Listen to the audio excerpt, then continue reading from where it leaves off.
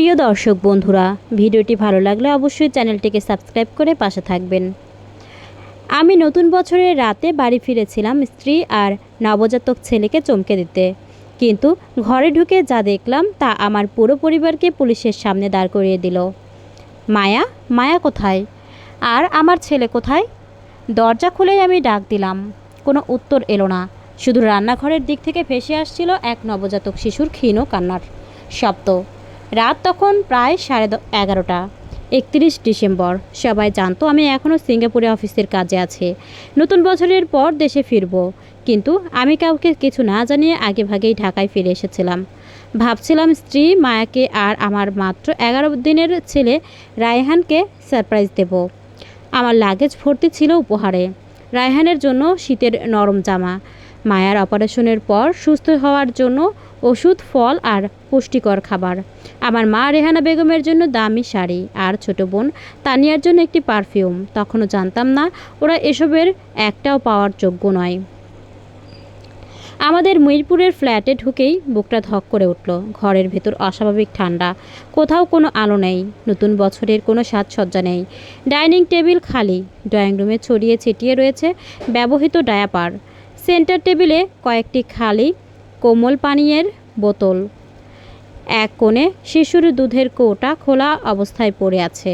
আমি দ্রুত রান্নাঘরের দিকে এগোলাম, আর তারপর আমার পুরো পৃথিবী যেন থেমে গেল। মায়া একটি প্লাস্টিকের চেয়ারে কুঁজো হয়ে বসে আছে, গায়ে পাতলা একটি সুতির জামা, তার উপর পুরনো একটি সোয়েটার। মুখ ফ্যাকাশে, ঠোঁট শুকিয়ে সাদা হয়ে গেছে।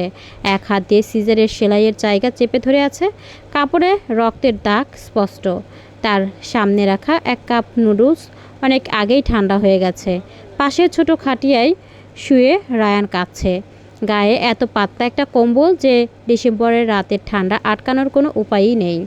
রাশেদ, মায়া খুব আস্তে বলল, তুমি এত তাড়াতাড়ি চলে এলে? সে দাঁড়ানোর চেষ্টা করলো। আমি তোমার জন্য ভাত গরম করি। কিন্তু উঠে দাঁড়ানোর আগেই মাটিতে লুটিয়ে পড়তে যাচ্ছিল। আমি দৌড়ে তাকে ধরে ফেললাম, গলা শুকিয়ে গেল। আমি কাপা গলায় বললাম, আম্মু কোথায়? তানিয়া কোথায়?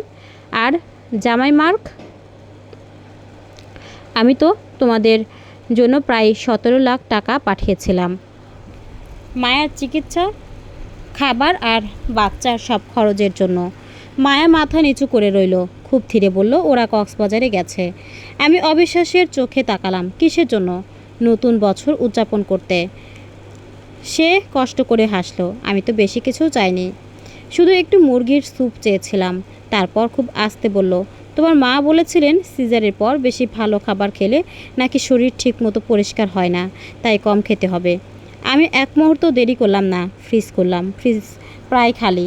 আমি যে গরুর মাংস, মাছ, ফল, দুধ, ডিম, পুষ্টিকর খাবার আর শিশুর বিশেষ ফর্মুলা কিনে রেখেছিলাম, একটাও নেই, সব উধাও।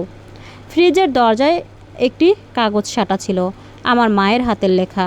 আমরা কক্সবাজারে নতুন বছর উদযাপন করতে গেছি। আলমারিতে কিছু বিস্কুট আছে, ক্ষুধা লাগলে খেয়ে নিও। রাশেদকে ফোন করে নাটক করার দরকার নেই। ছেলেটা আমাদের সবার জন্য বিদেশে কষ্ট করে টাকা রোজগার করছে। চিঠিটা পড়ে আমার হাত কাঁপছিল। মায়া আমার হাত চেপে ধরল, প্লিজ ওদের কিছু বলো না, ওরা আবার বলবে আমি তোমাকে পরিবারের বিরুদ্ধে লাগিয়ে দিয়েছি।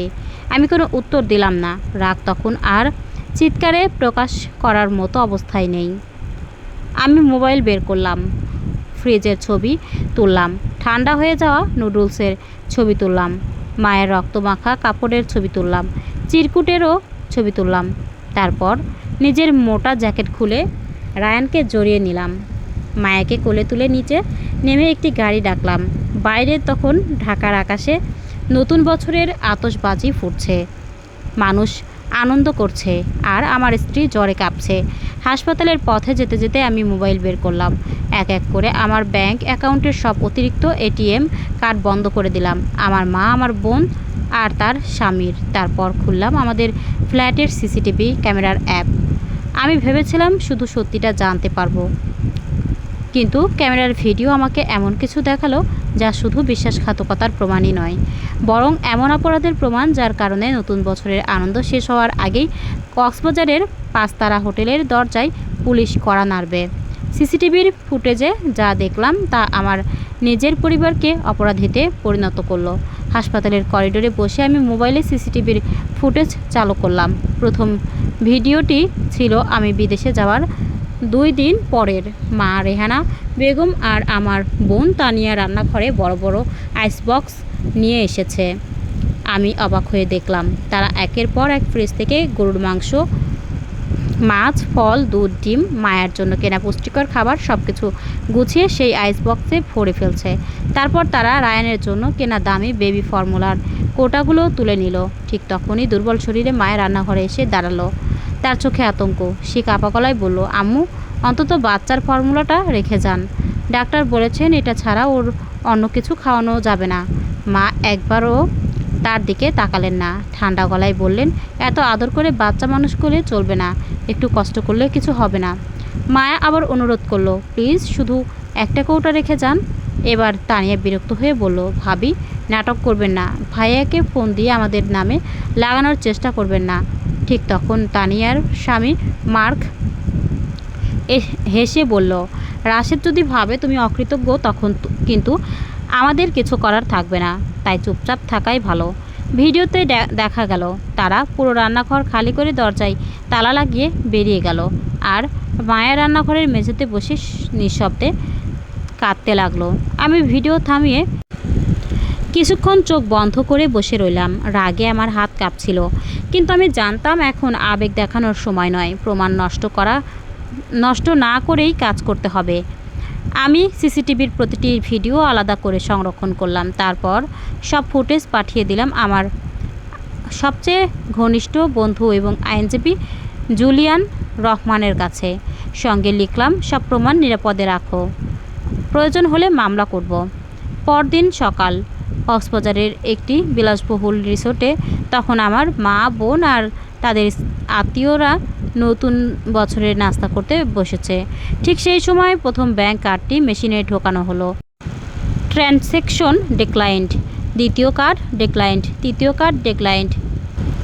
কিছুক্ষণের মধ্যেই তাদের মুখের হাসি মিলে গেল। ঠিক তখনই আমি আমাদের পারিবারিক মেসেঞ্জার গ্রুপে একটি মাত্র বার্তা পাঠালাম, মায়া হাসপাতালে ভর্তি, তার চিকিৎসা আর রায়ানের জন্য পাঠানো টাকা আত্মসাৎ করা হয়েছে। আমার সব ব্যাংক অ্যাকাউন্ট ও কার্ড বন্ধ করে দেওয়া হয়েছে। সিসিটিভির সমস্ত ভিডিও আমার আইনজীবীর কাছে আছে। এখন থেকে সব কিছুর জবাব আইনের কাছেই দিতে হবে। বার্তাটি পাঠানোর কয়েক সেকেন্ডের মধ্যেই একের পর এক ফোন আসতে শুরু করলো। মায়ের ফোন, তানিয়ার ফোন, মার্কের ফোন। আমি একটিও ধরলাম না, কারণ এবার কথা বলবে শুধু প্রমাণ। আর কয়েক ঘন্টার মধ্যেই এমন একটি সত্য সামনে আসবে যা তাদের সব অজুহাত চিরদিনের জন্য শেষ করে দেবে। পুলিশ যখন রিসোর্টের দরজায় কড়া নাড়ল তখন আর কোনো অজুহাত তাদের বাঁচাতে পারেনি।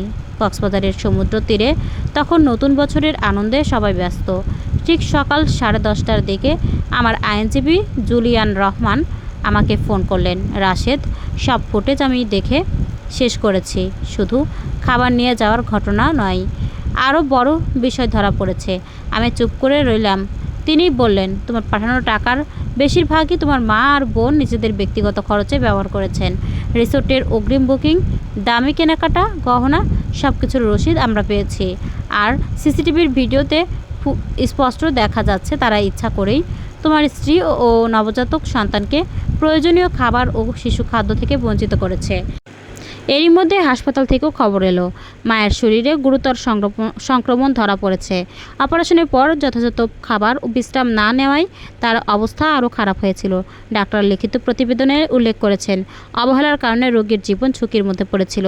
এই প্রতিবেদন এবং সিসিটিভির ভিডিও একসঙ্গে আইনজীবী থানায় জমা দিলেন। সেদিন দুপুরেই কক্সবাজারের সেই রিসোর্টে পুলিশ পৌঁছে যায়। রিসোর্টের লবিতে দাঁড়িয়েই আমার মা উচ্চস্বরে বলছিলেন, এসব আমাদের পারিবারিক বিষয়। একজন পুলিশ কর্মকর্তা শান্তভাবে উত্তর দিলেন, যখন একজন অসুস্থ নারী ও একটি নবজাতকের জীবন ঝুঁকিতে পড়ে তখন বিষয়টি আর শুধু পারিবারিক থাকে না, তাদের সবাইকে জিজ্ঞাসাবাদের জন্য থানায় নিয়ে যাওয়া হলো। মার্ক প্রথমেই বলল, আমি শুধু সঙ্গে ছিলাম, কিন্তু সিসিটিভির ভিডিওতে দেখা গেল তিনি বেবি ফর্মুলার কৌটাগুলো গাড়িতে তুলছিলেন এবং মায়াকে ফোন না করার জন্য ভয় দেখাচ্ছিলেন। তানিয়া কাঁদতে কাঁদতে বলল, আমরা ভাবিনি ব্যাপারটা এত দূর যাবে, কিন্তু ভিডিওতে তার হাসি মুখে বলা কথাগুলো স্পষ্ট শোনা যাচ্ছিল, একটু না খেলে কেউ মরে না। আর আমার মা, তিনি শেষ পর্যন্ত নিজের ভুল স্বীকার করলেন না, বরং বললেন, ছেলের টাকা তো শেষ পর্যন্ত পরিবারেরই টাকা। এই একটি বাক্যই বুঝিয়ে দিল কেন এত বছর ধরে আমি সত্যটা বুঝতে পারিনি। কয়েক সপ্তাহ পর তদন্ত শেষ হলো। আত্মসাৎ, প্রতারণা এবং ইচ্ছাকৃত অবহেলার অভিযোগে তাদের বিরুদ্ধে মামলা হয়। আইন তার নিজস্ব গতিতে চলতে থাকে। আমি আদালতে শুধু একবারই কথা বলেছিলাম। বিচারক আমাকে জিজ্ঞেস করেছিলেন, আপনি কি তাদের ক্ষমা করতে চান? আমি কিছুক্ষণ চুপ থেকে উত্তর দিয়েছিলাম, ক্ষমা হয়তো একদিন করতে পারবো, কিন্তু বিশ্বাস, সেটা তারা নিজেরাই চিরদিনের জন্য হারিয়ে ফেলেছে। 6 মাস পরে মায়া পুরোপুরি সুস্থ হয়ে উঠল। রায়ানও হাসতে শিখেছে। আমরা পুরনো ফ্ল্যাট ছেড়ে ছোট্ট একটি নতুন বাসায় উঠলাম। সেখানে কোনো বিষাক্ত সম্পর্ক ছিল না, ছিল শুধু শান্তি। নতুন বছরের ঠিক 1 বছর পর সেই রাতের কথা মনে করে আমরা 3 জন একসঙ্গে ছাদে দাঁড়িয়ে আতশবাজি দেখছিলাম। মায়া আমার হাত ধরে বলল, সেদিন তুমি যদি না ফিরতে। আমি ওর কথা শেষ করতে দিলাম না। আমি শুধু রায়ানকে কোলে তুলে বললাম, পরিবার রক্তের সম্পর্ক দিয়ে তৈরি হয় না, পরিবার তৈরি হয় তাদের দিয়ে যারা সবচেয়ে কঠিন সময়ে তোমার পাশে দাঁড়ায়। সেদিন আমি বুঝেছিলাম, কিছু মানুষকে হারানো ক্ষতি নয়, বরং সেটাই নতুন জীবনের শুরু। সমাপ্ত। ভিডিওটি কেমন লাগলো অবশ্যই কমেন্ট করে জানাবেন। ভালো লাগলে লাইক, কমেন্ট, শেয়ার এবং সাবস্ক্রাইব করে পাশে থাকবেন। সবাই ভালো থাকবেন, সুস্থ থাকবেন এবং আমার জন্য দোয়া করবেন। ধন্যবাদ।